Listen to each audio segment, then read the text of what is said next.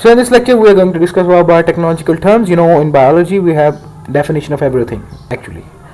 So biotechnology is also a branch of biology, so we have a lot of definitions, we have a lot of terminologies to be discussed here. Now let's start it. Use your biotechnical books to define the following terms: cloning, clonal offspring, deoxyribonucleic acid, genetics, genetic engineering, GMOs, ribonucleic acid, transgenic organisms. Oh, sorry. So I will explain these in this single slide. What is cloning? Making multiple copies of one specific organism or one specific even body part and organ. Clonal offsprings. So this here makes the difference. Cloning is producing human parts or even human organisms. But in clonal offspring we made offsprings exactly identical to the parent clone. Deoxyribonucleic acid, it's DNA. We all know about DNA. Genetics, the study of genes. Genetical engineering, the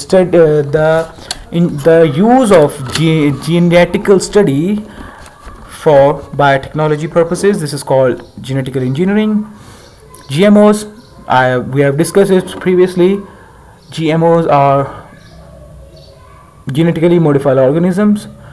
Ribonucleic acid is RNA, and transgenic organism is the one produced by making change between by inducing a gene of interest.